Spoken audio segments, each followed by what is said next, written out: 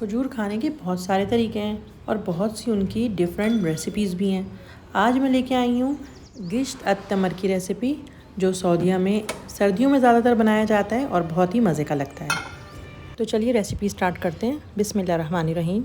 सबसे पहले हम एक पैन में पाउडर का दूध लेंगे और उसको बहुत हल्की आंच पे रोस्ट करेंगे, यहाँ तक कि उसका कलर चेंज हो जाए।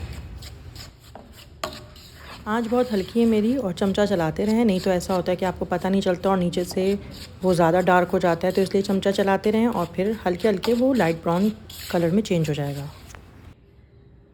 अब ये सिका हुआ दूध हम अपनी एक कटोरी में साइड में निकाल के रख लेंगे और बाकी की रेसिपी की तरफ फिर आगे बढ़ेंगे। अब हमें चाहिए मक्खन, और पैन आप वही यूज़ कर सकते हैं, उसको बस टिश्यू से साफ़ कर लें आप, पैन आपका बिल्कुल साफ़ हो जाएगा। उसी पैन में फिर हम मक्खन ऐड कर लेंगे और मक्खन को भी बिल्कुल हल्की आंच पे हम जो है ना पैन में रखेंगे पहले, ताकि जले नहीं, और हल्की आंच में थोड़ा सा वो मेल्ट हो जाए। थोड़ा सा मेल्ट होगा तो उसके बाद हम इसमें ऐड कर देंगे खजूर। खजूर आप कोई सी भी इस्तेमाल कर सकते हैं, जो भी खजूर है आपके पास आप वो इस्तेमाल कर सकते हैं। अगर खजूर आपकी सख्त है तो फिर आप उसको पानी में डुबो लें, गर्म पानी में, ताकि वो सॉफ्ट हो जाए।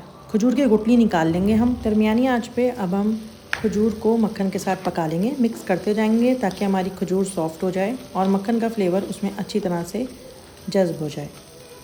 आप चमचा चलाते जाएंगे तो आपको पता भी नहीं चलेगा और कब आपकी खजूर जो है बिल्कुल सॉफ्ट हो जाएगी और वो खजूर की शेप से बिल्कुल बदल के बिल्कुल एक हलवे की तरह की शेप आ जाएगी उसकी। आप चाहें तो इसको खजूर का हलवा भी कह सकते हैं।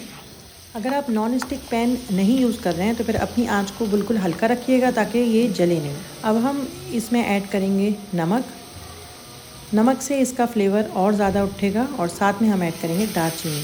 दालचीनी का पाउडर ऑप्शनल है, अगर आपको दालचीनी का फ्लेवर नहीं पसंद तो उसके बदले आप इलायची का पाउडर पिसा हुआ आप ऐड कर सकते हैं। इस रेसिपी की सबसे ख़ास बात यह है कि इसमें चीनी का इस्तेमाल नहीं होता है और खजूर की अपनी चीनी में ये हलवा रेडी हो जाता है।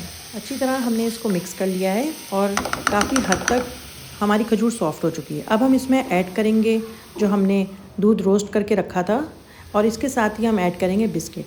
चाय के बिस्किट हों या डाइजेस्टिव बिस्किट हों, डाइजेस्टिव बिस्किट का टेस्ट इसमें बहुत अच्छा आता है, तो उसको हम बिल्कुल पाउडर करके और फिर इसमें ऐड करेंगे और अच्छी तरह से इसको मिक्स करेंगे। दूध और बिस्किट ऐड करने के बाद चूल्हा हम बंद कर देंगे और बस अब हमें इसको अच्छी तरह से मिक्स करना है। खजूर की इस तरह की रेसिपीज़ रमज़ान अल मुबारक में, सर्दियों में बहुत ज़्यादा इस्तेमाल की जाती हैं। अब हम इसमें ऐड करेंगे क्रीम। क्रीम अगर आपके पास नहीं है तो आप ना ऐड करें, लेकिन अगर आपके पास क्रीम है तो आप ज़रूर ऐड करिएगा इसमें।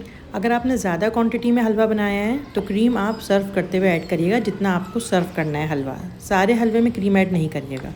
और अगर आपने हलवा बहुत ज़्यादा नहीं बनाया है तो आप उसमें आराम से क्रीम ऐड कर सकते हैं और वो ख़राब भी नहीं होगा अगर आप इसको 2-3 दिन बाहर भी रखेंगे तो।